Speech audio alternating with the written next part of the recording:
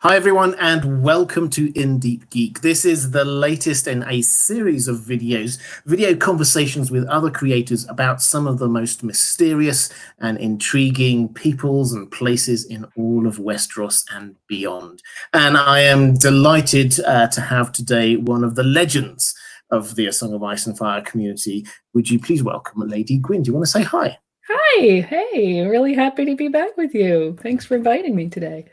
An absolute pleasure. For those who don't know, Lady Gwyn is half, I would say more than half in many times, but Radio Westeros is her podcast, also a YouTube channel I think you've got it set up as well. Yeah, indeed. Has been around for many years and is excellent and essential viewing and listening for everyone.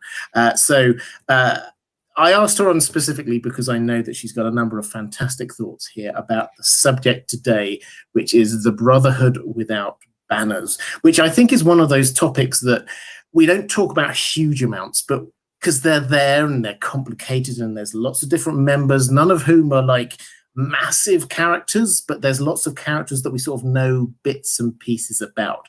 But why don't we start at the beginning? Could you just sort of give us a very quick overview on where did this all come from? What's the origin story for the Brotherhood without banners? Great question. Yeah, they going back to Game of Thrones, the beginning of hostilities between the Starks and the Lannisters, you had Gregor Clegane and his band basically attacking and pillaging several villages in the Riverlands. The survivors of one of those villages, Sharer, then went to King's Landing to demand justice. I think they were with Earl Vance, serves me correctly. So they had an audience with Ned Stark, still Hand of the King at the time. And, they made their case that this was Gregor Clegane, and he's pretty unique character, isn't he? So yeah. Ned believes them, and he then calls upon Barrack Dondarrion and Thoros of Myr, a couple of other knights who were present, to assemble a force of 20 men and each. So, and then he sends 20 of his own household cards. So 120 men go out into the Riverlands to bring justice to Gregor Clegane. But it turns out it was a trap. It was meant to be by Tywin. It was meant as a trap for Ned. He had hoped that Ned would lead them himself. Tywin sadly didn't reckon with the actions of his eldest son, Jaime, attacking Ned in the streets, and ends up with a broken leg and can't do it himself. So it's one of those moments of fate that changed everything. So they were attacked by Gregor and his men at the Mummers Ford, and from the surviving group, which I think was less than 40 of the original 120 survived. That's the birth of the Brotherhood without banners, with Barrack and Thoros as the leading lights. Absolutely, and we get I think that's a fantastic little overview there. Just a couple of extra details that I love. So Harwin is one of the men. So he's this sort of representative, effectively, of Ned. He was the member of the household guard. We meet properly a couple of books later when he runs into Arya, when she comes in there and talks to her, and he gives her some memories of back in the day at Harrenhal and places like this. So he's there. And the other thing is with Barrack, which I find fascinating, is you think Ned at this time, he's not got many allies, and he knows he's not got many allies. And the reason I think he chose Barrack out of everyone there was Barrack was actually betrothed to a Dane. And out of all of the houses there in sort of the south, who could he possibly trust? Well, House Dane. They've got a long history going back to the Tower of Joy. And intriguingly, along with Barrack goes his squire, who is Edrick Dayne, known as Ned, named after Ned. So in a way, Ned does sort of symbolically go with them as well, which is fascinating. And we'll talk a little bit about Edrick Dayne, I think, in just a moment, and what his role might be, because I think he's generally accepted as one of the characters whose role may have changed in George's mind as he was writing this. But we've got this group then, they're slightly decimated, and probably what would have happened is they'd all just kind of trickled back to King's Landing or something like that. But then obviously this crazy thing happens with Barrack coming back to life. Now, do you just want to talk us through what Thoros did it? What did he do? Why did it work? What do you think? Well, in Thoris's own words, that he didn't expect anything to happen. Barrack was his friend, and when he died, he gave him this kiss that Barrack thought was more of a, I think, probably more of a funerary rite. Kind of like, he was my friend. I was saying goodbye to him, and then, it's a miracle he rose. That's pretty much how he frames it. He was completely and utterly gobsmacked the first time that happened. So, thus began their, the Brotherhood without banners, very close relationship with R'hllor, which is another interesting evolution in their development, isn't it? It is, and I find actually that resurrection, as it were, absolutely fascinating, because it I don't know whether breaks the rules is probably the wrong way of saying it, but George has been very clear in this. Magic has to have a cost. And we don't see that here. We obviously weren't there. We don't know exactly what happened. Was it all the deaths of all the other people that sort of paid for it? It's not clear. It seems to have been something that it wasn't intentional. It just happened. And so it's almost unique, I would say, in this story, as this kind of like, whoa, that wasn't supposed to happen. And it seemed to take everybody by surprise. And obviously then Barrack seems to have, like, unintended new life. And he takes this band and sets them out on a sort of a mission, because by this stage the world is starting to descend into war. Just before we went live, you used the analogy of Robin Hood. Why do you think that is a sort of a useful analogy for what they called themselves, the Brotherhood without banners, is? Yeah. Well, if you any of your listeners are familiar with the real life story, and I say story, but Robin Hood is really more of a legend. There's not, we don't have actual historical proof that this happened, but it's a legend that arose out of a time when the true king was absent from the land, and there was a potential usurper who was viewed as cruel, and particularly to the small folk in the realm, they were being abused with heavy taxes and being turfed out of properties and stuff of that nature. So along comes this character who, according to legend, was once a member of the nobility, but who had taken it upon himself to stand up for the small folk. And so that whole robbing from the rich to help the poor, and that is something that has a lot of resonance with Barrack, because by the time the Brotherhood really, they recover from the Mummer's Ford and they're reforming as an entirely new group, Robert, the true king, is dead, and there is Joffrey, his potential usurper, I guess, if you believe Stannis, right? He's on the throne. I think we should. Yeah, I think we should, in this case at least. So you've got all this going on. Lots of cruelty, savagery, war being waged against the small folk of the Riverlands, and don't they need a champion? And so here's Barrack, just like Robin Hood, setting himself up to be that champion. Yeah, I love this imagery of Robin Hood, because it creates exactly the right feel for this sort of phase one of the Brotherhood, or maybe phase two, if phase one was that initial team sent out from King's Landing. But phase two, they are the people's champions. They're the small folk are ignored through huge chunks of this story, because we see it, almost all of it is seen through the lens of the nobility. If you think about the characters whose point of view we're using, almost all of them were brought up in privilege and are of the ruling classes. It's only a few here and there that aren't. The small folk are largely ignored, and Barrack is their champion, and they give the Brotherhood without banners food, they give them shelter, and they start gathering in members randomly. It's not just this group that survived. They get soldiers who have been fighting and got injured and just needed to find a home, or deserters, or people who just want to help out. And it just becomes this kind of like band of people who are trying to defend the small folk and are actually genuinely quite heroic in what they're doing. I would personally argue for this period of time. And obviously we've got Barrack, who's this commander who appears otherworldly because you can't kill him. 6 times, I think it was, that he comes back.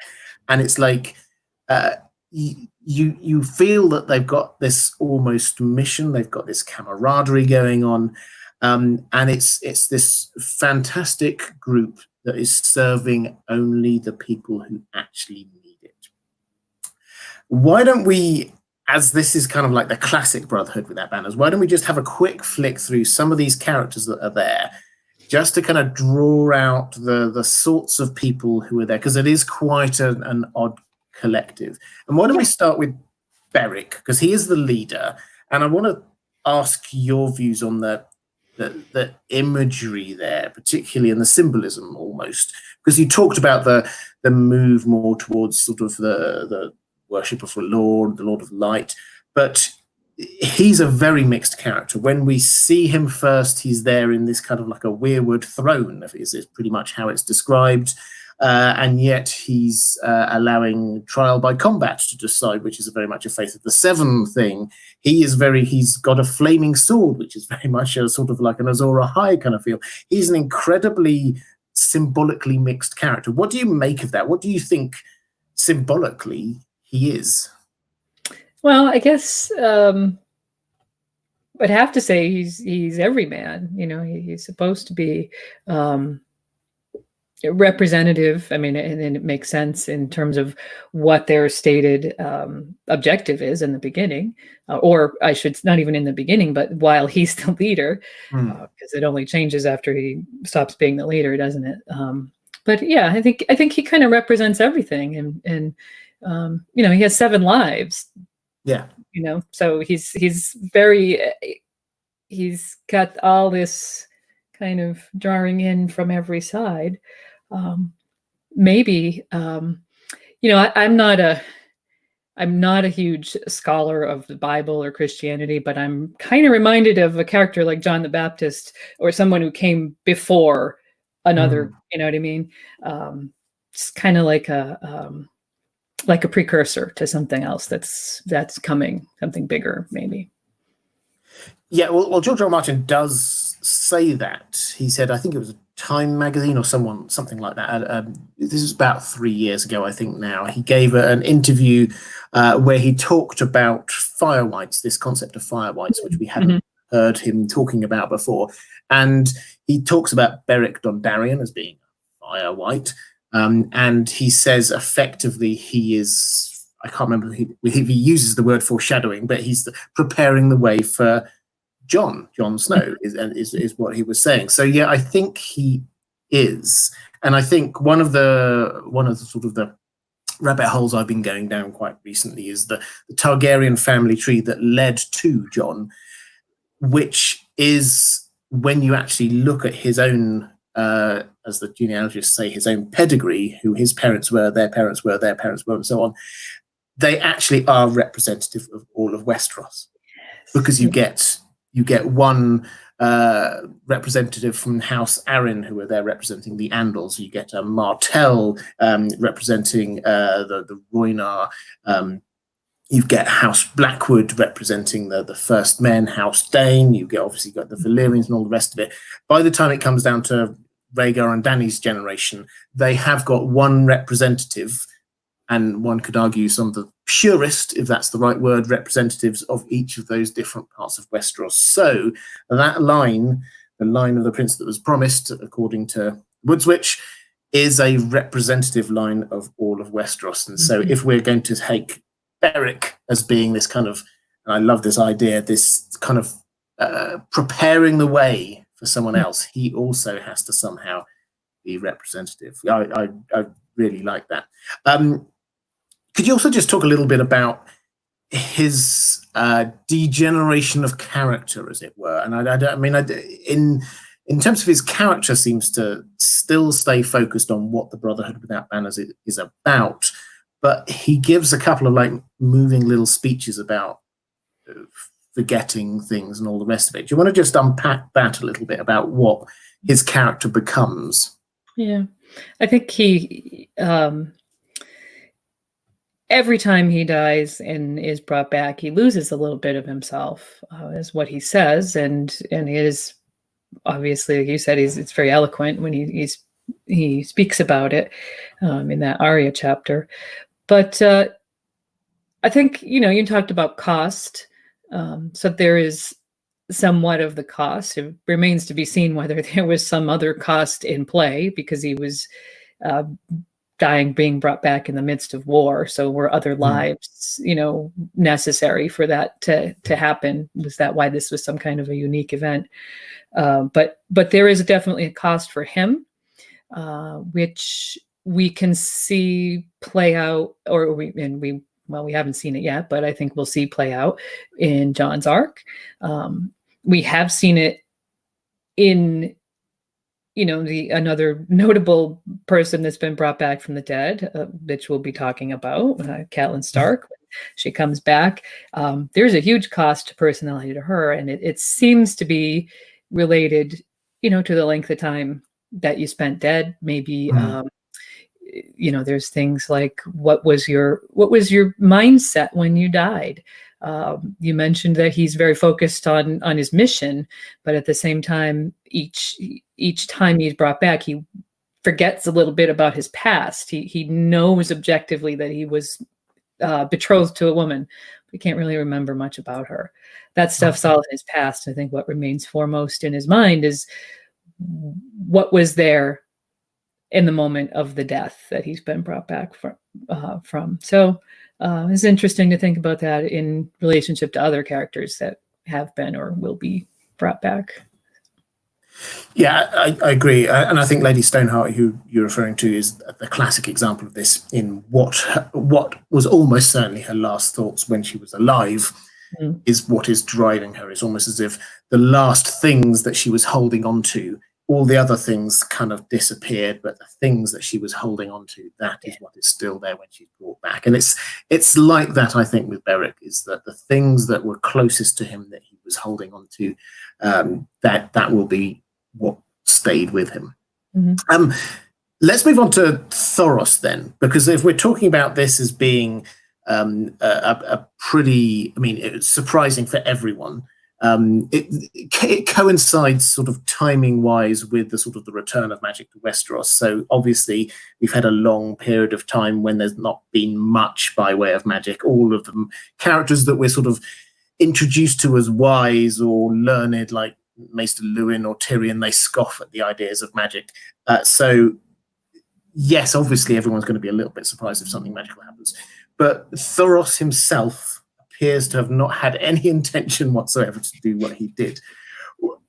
What do you want to give us a little bit of his potted history? Because he did start off as being like quite a missionary, really, didn't he? Yeah, I think he came to King's Landing to, is on a mission to preach the gospel of R'hllor. But once there, he kind of fell in as a friend. He was just kind of, from my perspective, he fell in with Robert Baratheon, hanging around at the Red Keep. And hey, guess what? Robert likes girls and wine, and so does Thoros. So pretty much, it seems to me like for many years, he just lost his way, and he became this kind of almost like a token. Oh yeah, we got our Red Priest over here. He's a great pal of the king's. Wow, what a great guy he is. But he's not really doing anything to advance his mission. So in a sense, he's I kind of view him as a lost soul during all those years, just kind of the typical wastrel, just wasting his time, wasting his life, and all of his opportunities until this thing happened. And of course, Thoros has no idea that the 3 dragons have been born. And, maybe that's what's happened. Maybe that's what suddenly, had some impact on his fire magic that he had no idea was even going to be a real thing. Yeah. But and the thing is that if this is the effective equivalent of the last rites, presumably this is happening across the world. R'hllor people do it all the time. But this is one of the reasons why this is so curious, is this seems to be the only time that someone suddenly came back to life afterwards. But anyway, I will move on from my obsession with quite how curious that thing is. Thoros, he does change a bit, though, doesn't he? He sticks with the Brotherhood without banners. And as you say, yes, basically he spent all his time drinking. It was the drinking buddy of Robert Baratheon. He clearly enjoyed going out and going into the melees and tourneys and things like that, hitting people with his flaming sword and all the rest of it. But after he'd been bringing Barrack back, he seems to get slightly more contemplative as a character, a little bit more trying to figure out what on earth is going on there. Do you think his faith is returning, or do you just think that he's sort of grown up a little bit? Well, I think his faith has to return a little bit because this amazing, incredible thing is happening, right? I mean, he's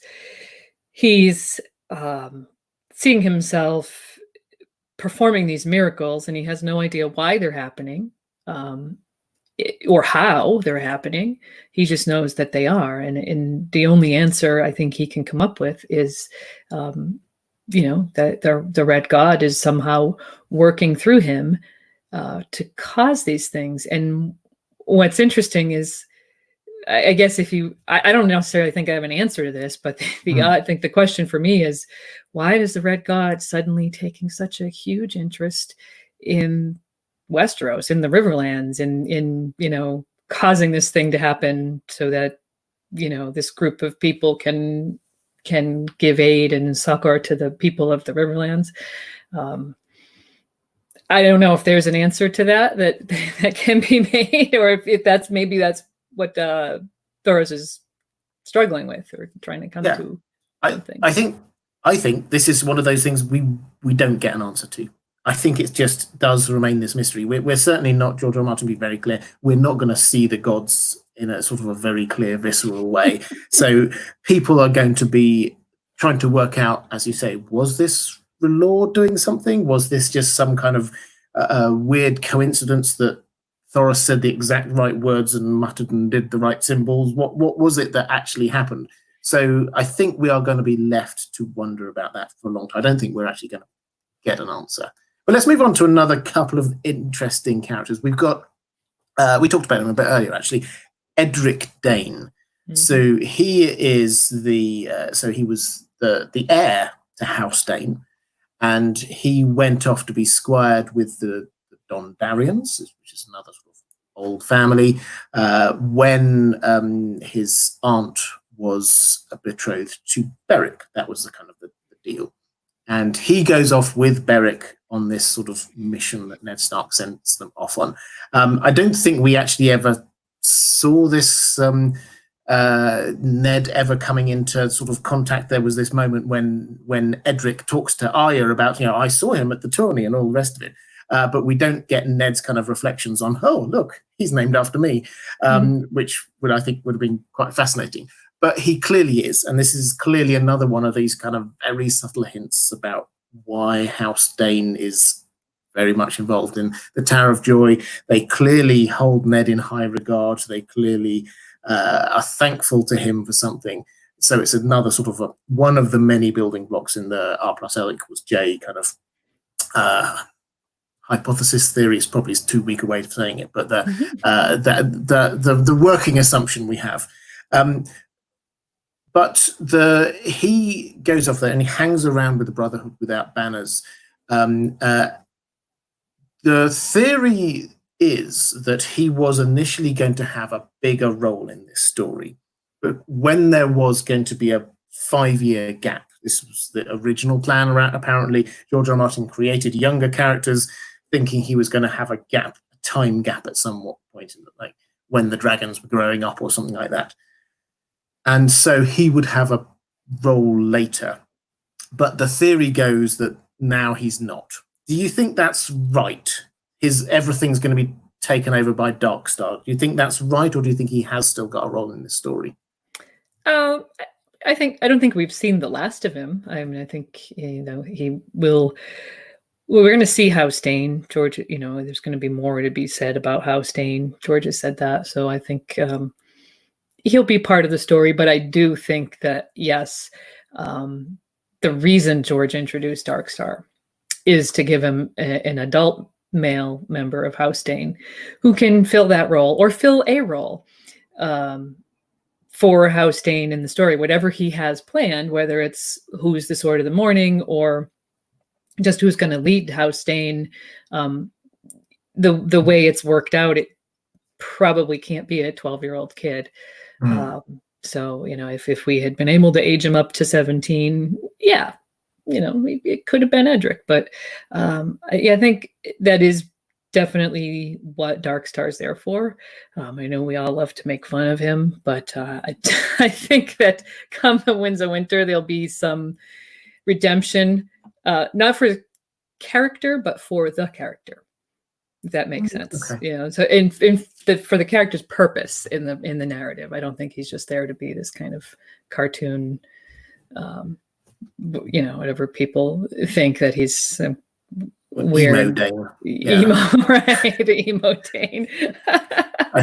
I think he's I think he has got a role. This is Sir Gerald Dane Darkstar, who's appears to have a huge chip on probably both shoulders about his role within the House Dane and how he's viewed and all the rest of it.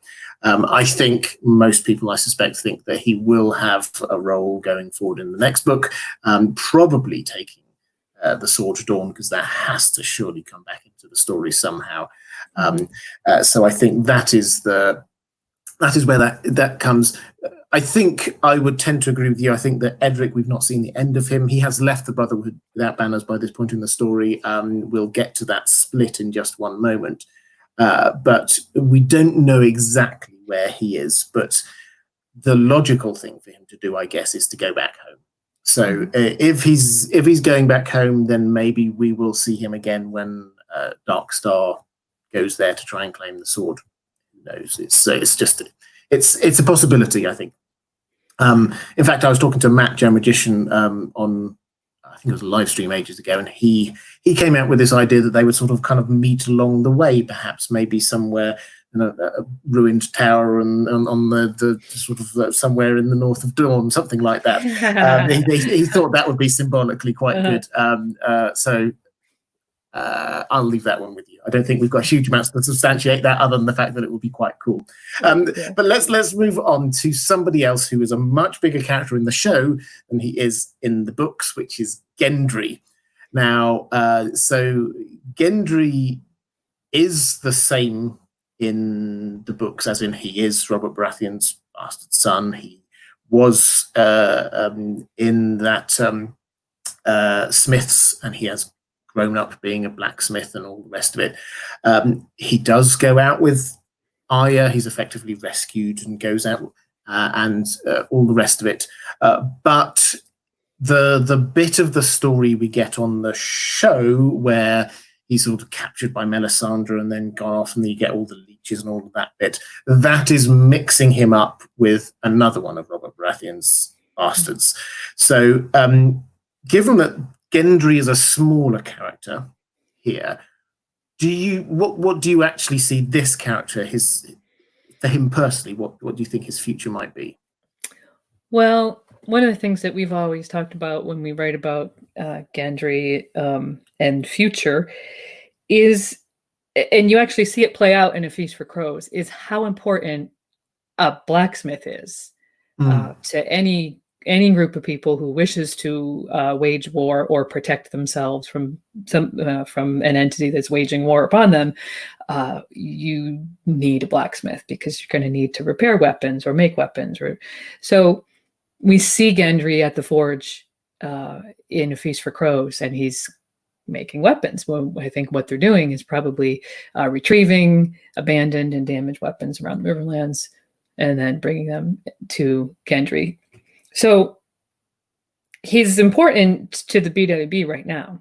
But one thing that Yoke Boy pointed out a long while back about the Night's Watch is that they lost their smith in the assault by the wildlings on the wall.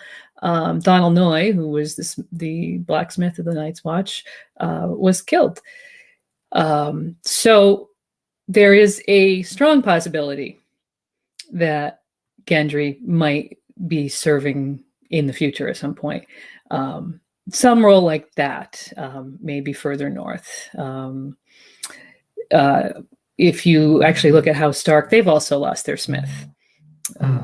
So Mikken was killed by Theon Greyjoy. So there isn't a smith up north, at least not a named one. And back to Donald Noy, he had this connection with House Baratheon. So I think that would be a really neat sort of point of connection if ultimately Gendry ends up there. And not that we don't lean on the show a ton when we're making predictions, especially later seasons, because things are going to play out a lot differently. But in the show, of course, we did see Gendry being a smith at Winterfell. So I do think that his destiny will be norther than where he is now. That makes sense. It does, yes. I mean, obviously on the show, he then went on to even greater things, becoming certainly inheriting Storm's End. So I think I would agree we shouldn't lean too heavily on it. Perhaps, well, definitely in a bit we'll circle our way around back to the future of the Brotherhood without banners as a whole, and we can try and tie in the how might he end up there if he is currently being the smith down in the Riverlands. How might he actually make his way further north? Because I think there are a few different avenues. I think I would agree with that, and it does kind of make thematic sense for him to head north as well.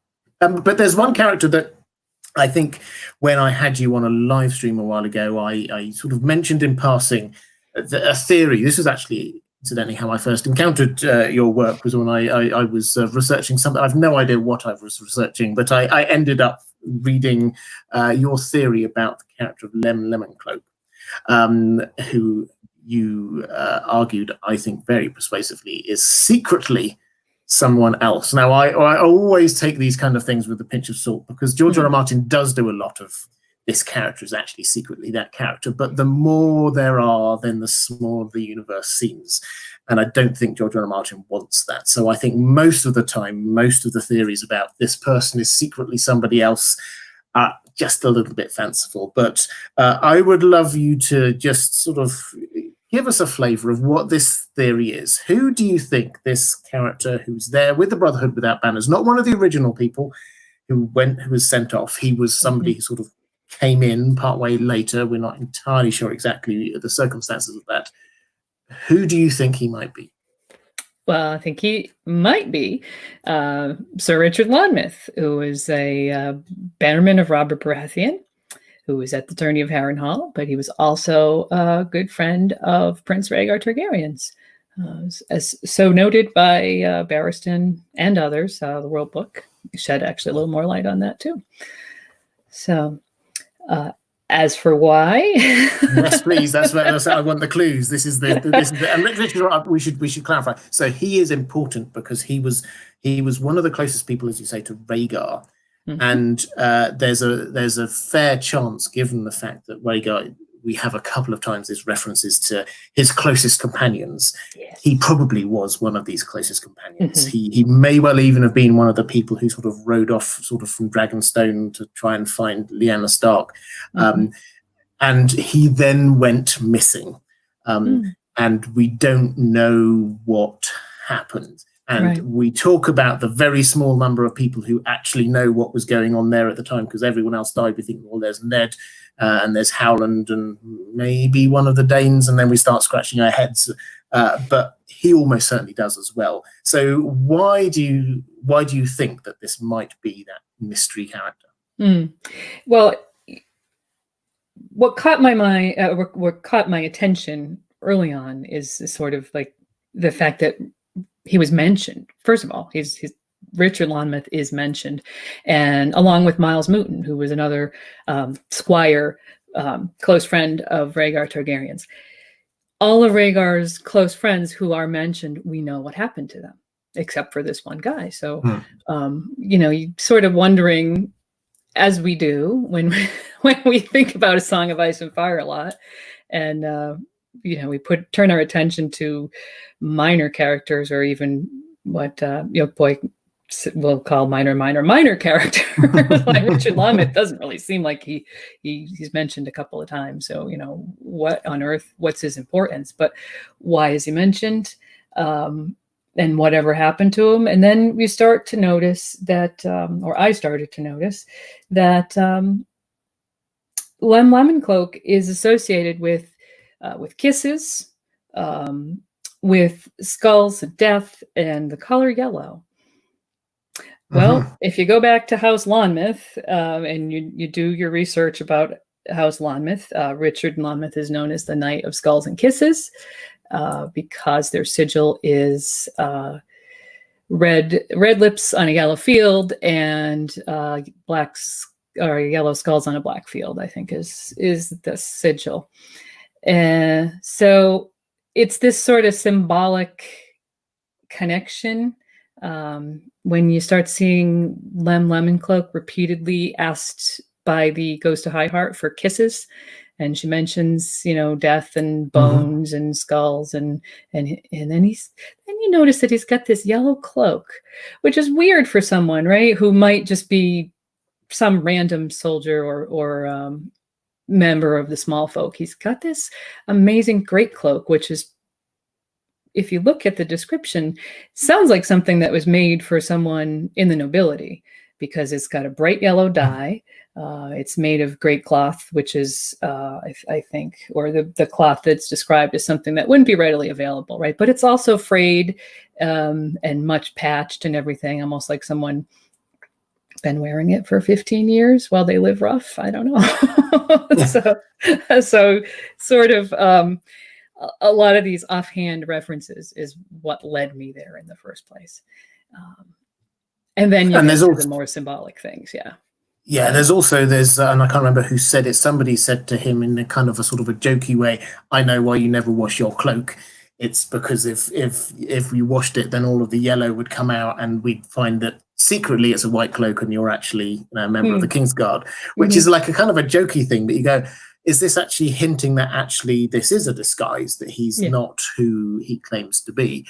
I mean, I love this because of the fact, as you say, all of the characters around Rhaegar, we know what happened to them. And if you were around Rhaegar, you had to either die or disappear.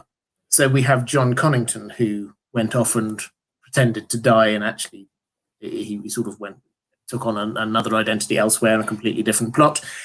We've got Arthur Dayne, who died. You've got Ashara Dayne, who allegedly died. I personally think otherwise. You get other characters. Elia obviously died. You get all of these guys. Oswald Went died. Everybody around him, or Miles Mooton again, as you say, everyone around him either died or disappeared, or we think they faked their death, because clearly Robert Baratheon was not going to allow anyone who was around Rhaegar to survive. And Richard Lonmouth disappears. So he must be somewhere. And if this is the character who seems to have the closest thematic link to him. So I would agree. This is not a huge character, but it's a fantastic little link that we've got going on there. And potentially he has got a lot of really useful information if he does get outed as being who he actually is. but he now seems quite a sort of a grizzled character, sort of like slightly bitter about the past and all the rest of it. So whether he's going to be willing to play ball after all of this, I don't know, but it's there. Are there any other characters before we sort of move on to the big shift in the Brotherhood and what they're about and their leadership, of course? Are there any other characters that you want to particularly highlight that you think would be worth us just noting? Well, one I think that's worth noting, because he's going to come up when we talk about what's going on with the Brotherhood in the Riverlands currently. That is where we last saw them, and what's might be happening in Winds of Winter is the Bard Thomas Evans, because I think he has now moved into a very major role in terms of what is going to happen next.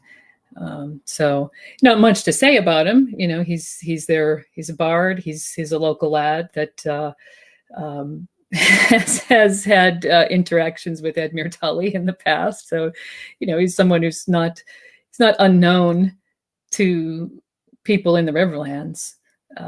And a bard is a great undercover disguise, isn't it? We see it several times play out in the story with Mance and Bale the Bard, and you know, that sort of thing. So he's uniquely positioned right now.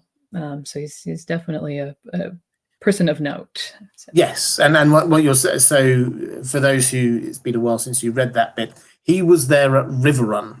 And when Jaime, having sort of left King's Landing and goes up, he gets told you have to kind of end this siege at Riverrun, and you see him kind of trying to sort of figure out, how am I going to do this? And eventually he comes up with this idea of doing it by sort of getting Edmure Tully to hand it over to him. It's actually quite a clever little way. He does it without any bloodshed, and it's all worked out. But he gets a bard. Hey, here's a bard, and he gets them to be playing the Rains of Castamere, which is this threatening Lannister thing, which basically says, hey, remember back in our history, we were besieging somewhere before and we killed everyone.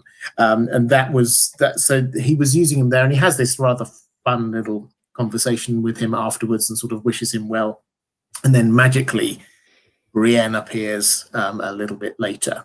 Now, we'll sort of come on to that perhaps in a moment. But yeah, as you say, yes, he's this character who is in the Brotherhood without banners or connected to it, and yet sort of roams a little freer. He's not directly associated, so people kind of trust him a little bit more.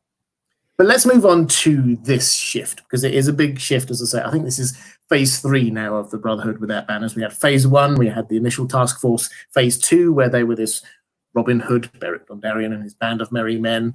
And then we get this change in leadership where they discover the body of Catelyn Stark, and Beric, on pleading from Harwin, who's somebody that we've not really talked about, but he's there, as I say, he was a Stark retainer before, and he's one of the originals from the Brotherhood without banners. I'm pleading from him, you can bring her back. And Thoros goes, no, I'm not going to do that. She's been dead for far too long. Beric decides to effectively hand over his own life so that Lady Stoneheart should come back. Before talking about, and it's fascinating, what this does to the Brotherhood, the fundamental question here is why? Why yes, perhaps Beric is just getting tired of life and all the rest of it. Do you think that's it, or do you think that there was an ulterior, some other reason why he would bring back Lady Stoneheart?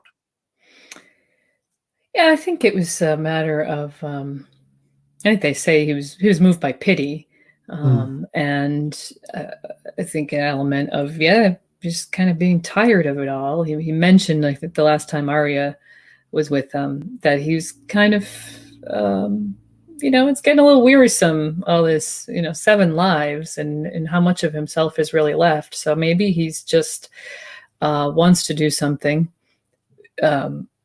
what he would view as something positive, maybe for Harwin, who served him so loyally. Maybe that is his impassioned plea, perhaps out of guilt over Arya, because they had Arya, and in their view, safe and sound, and now they've lost her, and they don't know what happened to her. Maybe there could have been a lot of different factors, obviously complex, but I think at the end of it, it was just pity for what happened to Catelyn Stark. Probably didn't foresee what was going to happen. No. I think he was trying to bring back Catelyn Stark rather than trying to create Lady Stoneheart. I think that's reasonably clear. Whether he would have done it if he'd known what was going to happen, I think that's an entirely different question. I think I would agree. I think he would see himself as having some loyalty to Ned Stark, because it was Ned who sent him out, entrusted him with this. He was a young lord. Let's not forget, he's quite a grizzled character on the show, but he was a sort of a young lord trying to prove his way and all the rest of it when he went out, and he probably did feel some personal loyalty to Ned. And then to see his wife, who had been so terribly wronged there, and he could do something, I think perhaps that's also an element that he could perhaps repay something to Ned Stark. And also, as you say, he'd lost his daughter, so he probably does feel slightly on a bound here. But the upshot of all of this is, so Barrack is gone. He's given up his last life. Lady Stoneheart comes back, and she just sort of takes control as far as we can see. We don't see like a big scene where she's there, so right, that's it, I'm now in control, and I think but it's very clear that there's been a shift. She's now the new leader, and she is this terrifying figure, really. She can hardly speak because her throat's cut and all the rest of it. And I think it's Harwin who's like the interpreter for her when she's sort of like that, and then he stands and says what she is saying.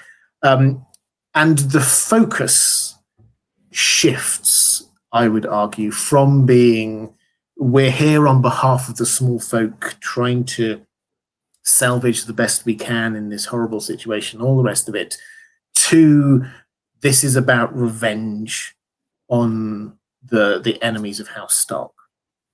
So how would you, do you agree with that? And how do you categorize that kind of, or describe that kind of shift that we see here? Well, it's their agenda became quite politicized all of a sudden. As you said, they went from being kind of a doing good works and defending the small folk against all manner of predation by soldiers. And I don't think they saw it as a political thing. I believe, if wolves were threatening their small folk, they would have, and by wolves I mean Starks.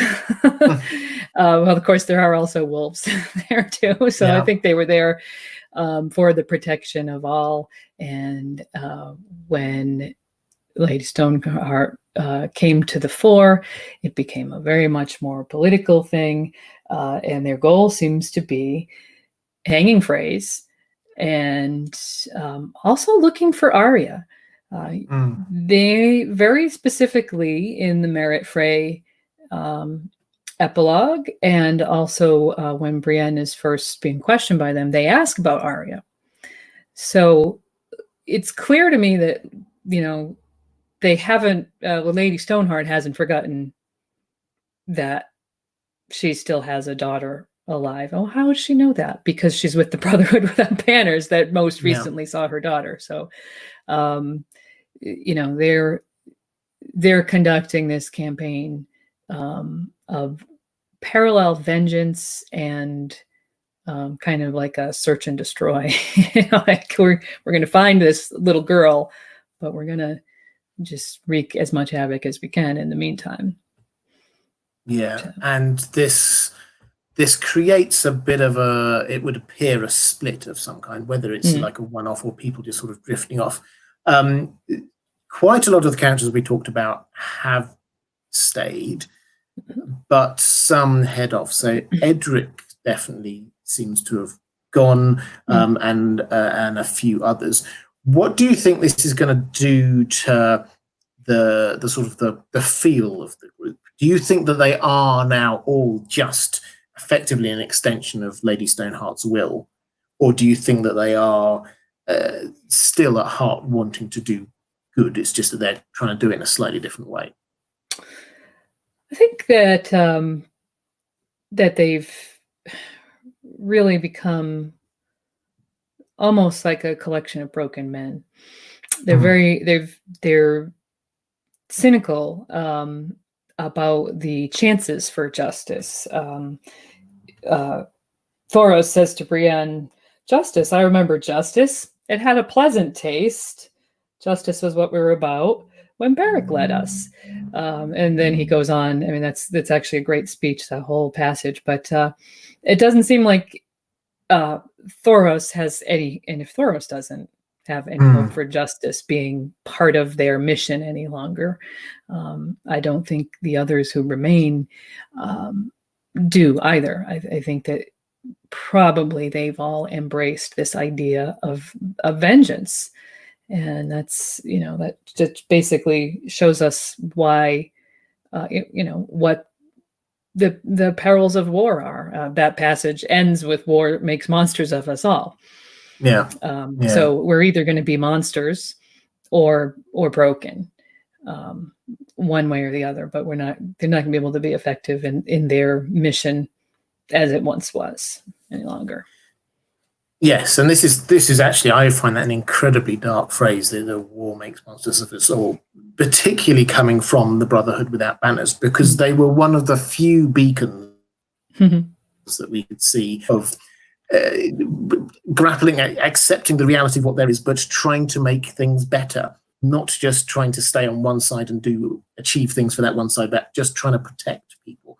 And the just sheer acceptance, you know what, it's got to us, we can't do this. And it's just, it's almost heartbreaking, I have to say, which is in quite strong juxtaposition, it has to be said, with where the show went when suddenly they, at some point a little bit after this, effectively what was left of the Brotherhood without banners turns into this freedom force heading up north, saving the world and all the rest of it.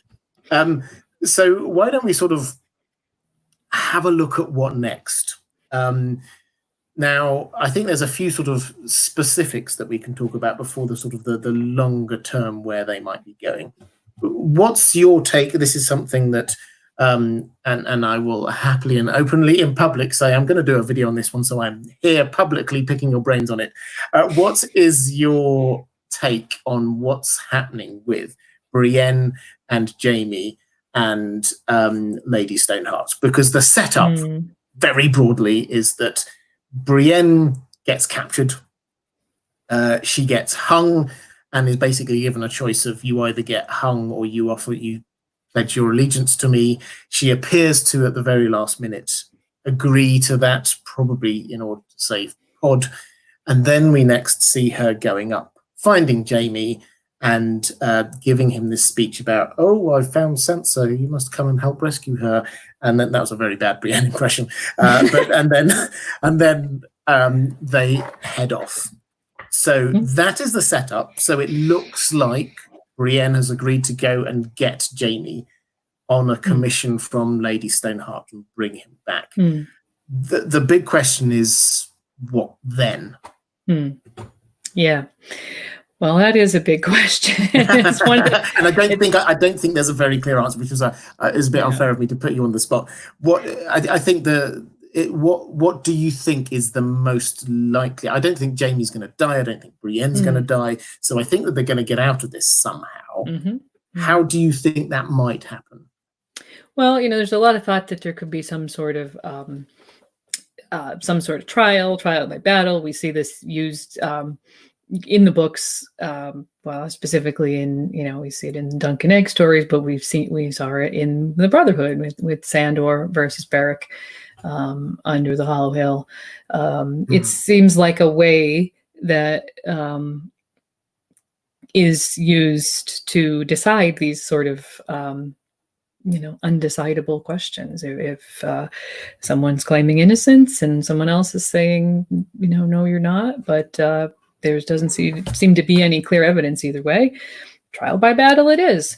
So that's one idea. And by the way, if it is anything remotely like that, and Jaime comes into contact with the rest of the group, there's Lemon Cloak. If he is Richard Lonmouth, we'll find out very soon. So just to, touch back to that for a second. That's a question that'll be answered pretty quickly in the Winds of Winter, because Jaime would know Richard Lonmouth, or he would be saying, hey, you look familiar to me. So there's that. I think what's really going to come into play is there is a triangle of vows between Jaime and Catelyn and Brienne. They've all sworn vows to each other. Every which way you can twist it, they've sworn vows to the other person, the other two people, each one of those three people. So this is a theme that I find very interesting, and I'm not sure exactly how it will play out, but I'm sure it will be an issue that's raised, that Catelyn Stark swore a vow to Jaime. She swore a vow to Brienne, and likewise, and this could be some sort of technicality that is raised at a potential trial, that that they all owe each other something. So, or if there's some way that Jaime is used to prove, he has to prove his own innocence or his his worthiness. I don't know if that could come into play too. I mean, I think it could. I think just on the trial by combat thing, fascinating. I only just made the connection because I was reading the chapter earlier today. Jaime was due to be heading down to King's Landing to do exactly that, to defend Cersei. Cersei said, come down to King's Landing, defend me, and be my champion in trial by combat. So it would kind of make sense if he then is made to do that himself, rather than the one that he was thinking that he was going to have to do down for Cersei. I love the sort of the way you talk about the triangle of promises or oaths. I think that is absolutely crucial, and I suspect Lady Stoneheart will remember that, and there will be a lot of toing and froing. So you promised to find my children and bring them back, and he said yes, but I kind of passed that one on to her, and then it was just like you can just see the all of the toing and froing. There's a couple of things I do wonder that I'd love your thoughts on. The first one is that when we last see Jaime in these last couple of chapters, he's basically organising 2 or 3 different prisoner carriages heading off out of the Riverlands and westwards. He's sending off Edmure Tully there, Jane Westerling, Robb Stark's wife is also heading off, and various other minor characters seem to be going off to various other places as well. He knows about all of this. And we know that this is exactly the kind of thing that Lady Stoneheart would want to be getting involved with. Lady Stoneheart obviously would care about releasing Edmure Tully as well as Robb Stark's widow. So I think that if Jaime can have some involvement there, that would be fascinating. Added to which there's the hint from George R. R. Martin that we are going to see Robb Stark's widow, Jane Westerling, in the prologue to the Winds of Winter, which surely must be something to do with that wagon train taking her westwards. And if so, what will be the most exciting thing to happen? A rescue attempt. So I think that kind of ties into me as a possibility. Whether Jaime's involved in that, I don't know. The other is, which I'd like to put to you as a thought, is the twins. The phrase. Clearly, Lady Stoneheart, for obvious reasons, is obsessed with killing Freys now and getting revenge. Now, on the show, Arya came across and did all the stuff, killed all of the Freys. I wonder whether this will be Lady Stoneheart in the books who does this, and who would they trust to get in there, perhaps Jaime Lannister. So how do you agree with me that it might be Lady Stoneheart rather than Arya? And do you think that Jaime might have a role in that? Yeah, definitely. That I think it'll be her, and whether it happens at the Twins, whether it happens at River Run, where they're getting ready for a wedding. And Thomas Sevens is inside River Run. Yes. So you're going to have a Frey wedding and a BWB operative inside River Run. So I think that part is sorted. I like the idea that Jaime could help them in other ways, getting into maybe gaining access to the Twins. He's recently demanded that they release all of the prisoners to King Tommen. Does he somehow, even if it's not the Twins specifically, but maybe a group on the roads heading south to King's Landing, does he help them, in an ambush where all of those northern prisoners who have been held at the Twins since the Red Wedding are somehow seized and released by the Brotherhood? There are so many threads. You've mentioned so many things that we've got the Blackfish is on the loose. The River Run garrison was released. Their weapons were taken off them, but several hundred loyal Tully soldiers were just like, shoot, go out into the Riverlands. And, oh, you don't have any weapons. Well, should they come across the BWB, who are, clearly stockpiling weapons, you've got a smith working a forge day and night. I think there's so many possibilities for various threads of things happening in the Riverlands that all lead to one thing, which is the death of Freys and the release of people that have been held captive since the Red Wedding. So it's definitely the part I look forward to the most. Yeah, Chekhov, super pack of wolves as well. And them too, right? Yeah. That are desperately tracking down. Actually, incidentally, if you look at what they're doing, they seem to be following almost the same agenda as Lady Stoneheart. Yeah, killing Freys randomly. So there's a lot of moving pieces going on in the Riverlands. But let's sort of take it slightly further forward with the Brotherhood Without Banners. I think we are in agreement that over the course of much of the Winds of Winter, they're going to be doing things in the Riverlands, getting vengeance on Freys. There's going to be lots of mucking about with Jaime and Brienne and all the rest of it. At some point, winter has come to the Riverlands now. We should probably add, snow has started falling. At some point, people's attention is going to be starting to face north again. What do you think? And you've already hinted that you think Gendry's going to head up there. How do you think it is that if you do, that the Brotherhood Without Banners, or some of the Brotherhood, or maybe just a couple of people, how are they going to head up north? Well, there's a number of possibilities, I think. I have to shout out something that we've talked about a lot with History of Westeros, that the possibility that actually Harrenhal is a place where people gather. So more of the northern arcs coming south and everybody coming together at that one place, simply because Harrenhal has been shown so many times to be the one castle in all the realm that's big enough to bring everybody together. Thinking of the Great Council 101 and the Tourney of Harrenhal.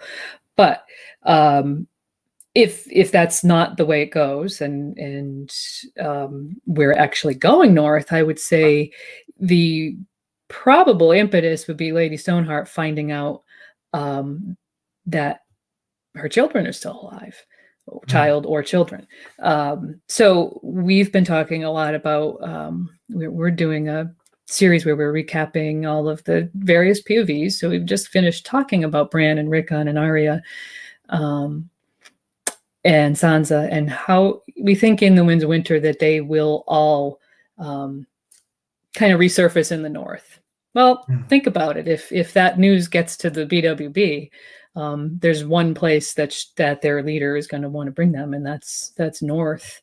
As horrible as the thought of her children seeing Catelyn as what she's become is, I still think that as we know, she's looking for her daughter. She's spent a lot of time interrogating people, trying to find her living children. I don't think there'll be any hesitation that they will go north. And of note is that I don't give this always a lot of credibility, but in George's original outline, I mean, that's what I don't always think everything has to hinge on his original outline, but I think very little does, but I'm very happy. I've been intrigued by this. Very little does, but his original plan for Catelyn was that she was going to die north of the Wall. That she was going to somehow, I don't even think we know how or why, or, but that she would end up in the far north, and that somehow that's where she would meet her end. So I just have this kind of weird image of, our Lady Stoneheart, our Fire White, being somehow coming into contact with all of those, with the others, or their Ice Whites. That would be an interesting way to end that character's arc, for sure, if it goes that direction. It would. I mean, perhaps I have got a heart that cares less about torturing people than George R. R. Martin does. I think I would agree that this idea of her children coming face to face with her would be horrific, and that's exactly the kind of thing he would do. I've always worked on the assumption that what drives her and keeps her going is this desire for vengeance because of what happened to her family. And as with Barrack, at some point the spirit goes. I think we have to ask, what is it, this will to live? What is it that would have to happen for her will to live to go? And I think we saw it to a degree actually on the show. One of the things I think personally, and not many people shared this view, but they did very well in season 8 was Melisandre's death. In that once she'd done the thing that had been driving her, that was it. Yep. She was gone. So, and I think that kind of feeling is what I get with Lady Stoneheart. And so you can't see, what is it that's driving her? Well, she needs vengeance on the Freys. I think she's going to get vengeance on the Freys. Then it's the all of the family that she's been fighting for. She's under the impression at the moment that Bran and Rickon have been killed. Sansa's disappeared, who knows where, and Arya, she's heard rumors of her around here somewhere. So if she finds that Bran and Rickon are actually alive, Sansa's actually survived and thriving, and she comes into contact with Arya, say, is that the point at which she goes, and she's rescued Robb's widow, is that the point at which she goes, that's it, that's what the thing which kept me going has been done? I think it's possible. Whether when that happens, I don't know. But I think it's the idea that she gives up once those drives have gone works quite well for me. Yeah. I will throw one more wrench into that, and that is that Robb's will, which Catelyn was well aware of and probably disagreed with. She made her disagreement plain, but then it was a fact. It was what he did, and George has said that the issue of Robb's will be resolved, and there are a lot of indications in the Riverlands, in that sort of stuff that's going on in the background of the Riverlands, that the people who know about the will could be working somehow to get the news to the Wall. There's two men from the Riverlands garrison, from the River Run garrison, who opt to take the Black. And this happens after Edmure comes in. Edmure, who also knows about the will, is allowed to go into River Run to convince them to surrender. So he does that, but in the process, these two men elect to take the Black. So they're heading north to the Wall. Probably going to arrive there just after Jon gets stabbed, to be honest. So, but I do think that this is going to have there's going to be something more to come about this in her arc. And I think something that would be utterly and completely surprising would be Lady Stoneheart pledging herself to make sure that the terms of her dead son's will are fulfilled, even against anything she might have thought when she was alive. That would be a twist worthy of George, and that would be also a kind of a weird redemption to some of the things that people love to hate Catelyn about. Would be this kind of weird turnaround that happens. So I'm just interested to see how that plays out. No, I think that's fantastic to say. And this, as you say, this brings it all round. She was the person who unfairly hated on Jon all the way through his upbringing, pushed him out and all the rest of it.